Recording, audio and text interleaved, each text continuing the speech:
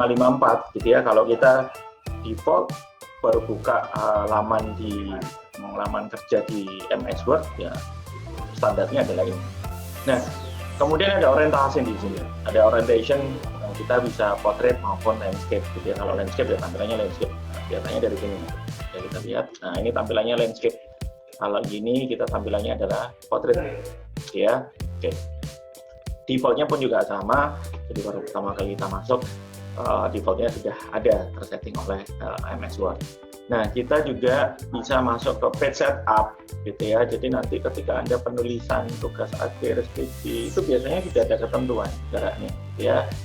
Batas atasnya 3 contoh gitu ya. Nanti Anda tinggal ngikutin batas bawahnya 4, kemudian kirinya 3, ini 3 gitu ya.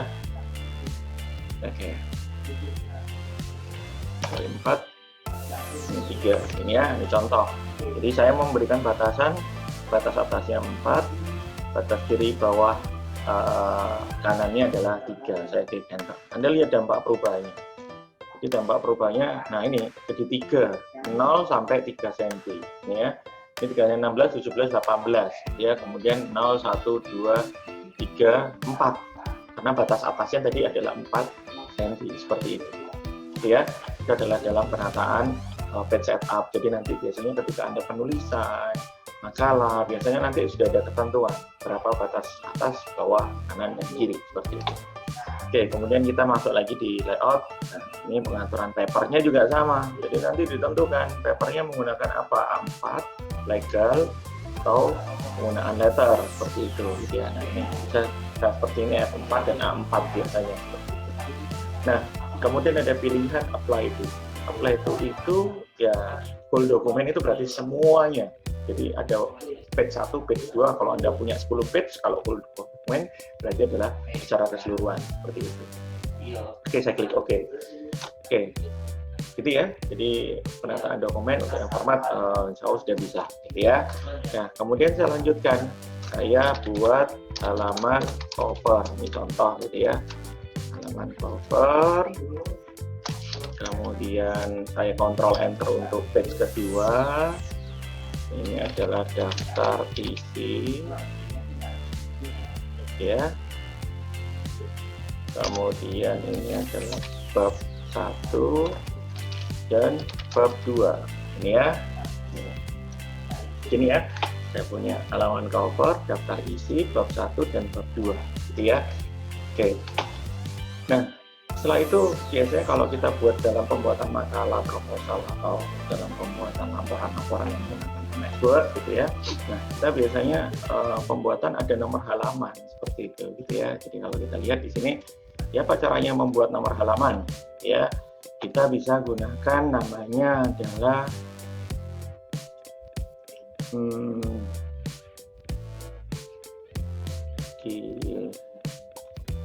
desain, kemudian insert. Nah, ini ada header ataupun footer, atau ada page number. Nah, saya akan contohkan menampilkan footer. Footer itu di bawah, header yang di atas gitu ya. Saya klik, ada pilihannya di sini.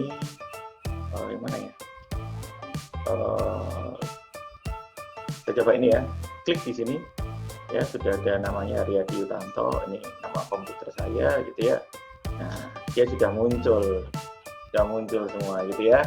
Halaman 1, halaman 2, dan halaman 4 sampai dengan halaman 4. Ini cara menampilkan footer gitu ya. Pak, kalau saya mau header gimana Pak? Ya nggak apa-apa, bisa ditambungkan lagi. Ada header di bagian atas. Jadi nanti kalau saya contohkan di sini, ya, ini ada header. Header berarti yang di bagian atas. Ya, nanti kita bisa kasih dokumen apa, tanggalnya berapa. Nomor halamannya ada di bawah seperti itu. Oke. Nah, yang saya mau jelaskan di sini adalah bagaimana saya nggak usah pakai header ya, cukup ini aja ya, cukup footer aja untuk mencontohkan ya. Nah, yang saya mau diskusikan gitu ya, bahas di sini adalah bagaimana kalau halaman cover itu biasanya nggak ada nomor halamannya gitu ya, nggak ada footernya, jadi polos untuk halaman footer. Daftar isi itu bisa menggunakan angka Romawi, sedangkan bab 1, bab 2, itu bisa menggunakan nomor biasa 1, 2, seperti itu. Nah, kita bisa memanfaatkan yang disebut dengan page break, ya. Nah, supaya kita tahu gitu ya, kita jelaskan dulu di sini. Saya ada page 1 of 4 gitu ya. Jadi page 1 itu maksudnya saya aktif di halaman 1 dari 4 halaman yang saya ada di dokumen Word ini. Jadi kalau saya di sini dia berubah menjadi page 2 gitu ya. Kita tahu Word-nya ada berapa. Nah, saya klik kanan lagi sama seperti yang overtype. Untuk mengaktifkan namanya adalah section. Nah, saya aktifkan section. Ini adalah section. Section itu kalau saya analogikan sama seperti grup gitu ya. Apapun yang dirubah dalam satu section yang sama atau dalam grup yang sama, dia akan berdampak pada grupnya saja, tidak pada grup lain. Jadi kalau ini sekarang saya punya berapa section? Saya masih punya hanya satu section saja. Ya, section 1 ya. Ini juga section 1 walaupun page-nya adalah berubah. Artinya sekarang kita punya satu section. Dampaknya ketika saya pasang footer di section yang sama, semuanya akan terpasang. Gitu ya. Jadi saya pasang di section 1, semuanya terpasang. Contoh saya mau nambah nih. Saya mau nambah untuk header. Di header semua akan muncul. Baik page 1, page 2, dan page 3, dan page 4. Karena dia berada dalam satu section yang sama. Nah, gitu ya.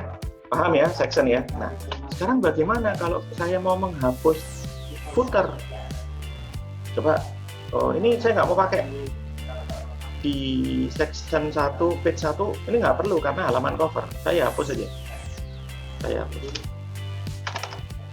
hapus. Ini saya hapus. Ini ya. Loh, apa yang terjadi? Semua footer akan hilang, baik di page 2 maupun page 3 dan 4. Kenapa? Karena dia dalam satu section yang sama.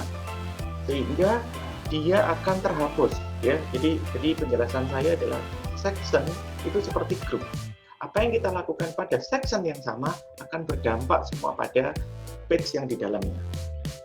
Paham ya? Sampai di situ, oke. Kemudian saya Ctrl Z lagi. Terus gimana kalau saya mau menghapus gitu ya? Caranya adalah memecah section. Jadi saya pastikan di halaman cover ini saya pecah sectionnya. Caranya gimana? Aktif di halaman cover, gitu ya. Kemudian kita layout, masuk di layout, kemudian ada break. Nah, break ini saya bisa rubah, ya, untuk memecah section, gitu ya. Kita pakai next page, tapi pastikan, ya, ada di section 1, kursornya ada di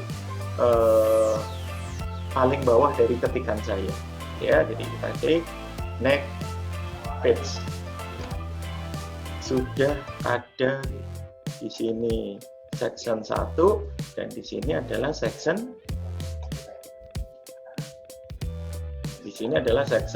2, gitu ya. Benar ya? Ini kegeser tadi. Ini ya.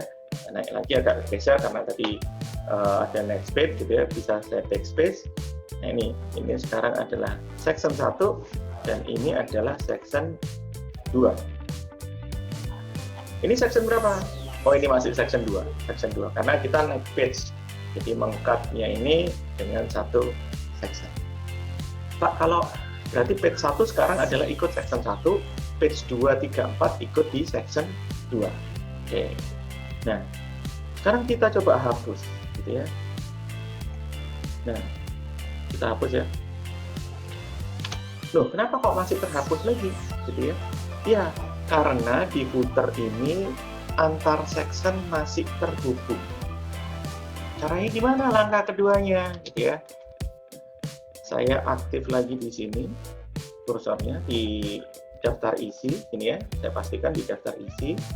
Kemudian design. Ini loh. Link to previous-nya masih terhubung. Jadi antara section 1 dengan section 2 khusus untuk footer dan header itu masih terhubung. Kenapa saya harus aktif di section 2? Karena link to sebelumnya. Kalau saya aktif di sini, link to pref-nya tidak muncul, mati. Karena apa? Nggak ada kan, halaman 1, halaman 0 nggak ada kan. Berarti saya aktif di section 2, ya, di halaman 2, baru saya masuk desain untuk link to pref. Link to pref, aktif di desktop. Saya matikan itu. Nah, kalau sekarang sudah tidak ada lagi komunikasi header dan footer untuk section 1 dengan section 2, gitu ya. Oke. Apa dampaknya? Saya hapus sekarang. Saya delete.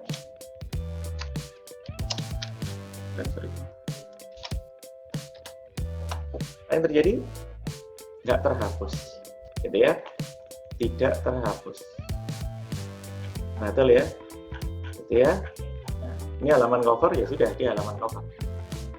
Nah, dampaknya bukan hanya untuk footer saja, gitu ya. Contoh saya mau layout orientation. Ketika kita ganti landscape, hanya lens 1 saja, page 1 saja yang berubah menjadi landscape. Saya berubah menjadi portrait, dia portrait. Gimana kalau saya ada di section 2, page 2 sampai page 4 yang dalam satu section? Ketika saya rubah layoutnya, nah, dia akan berubah.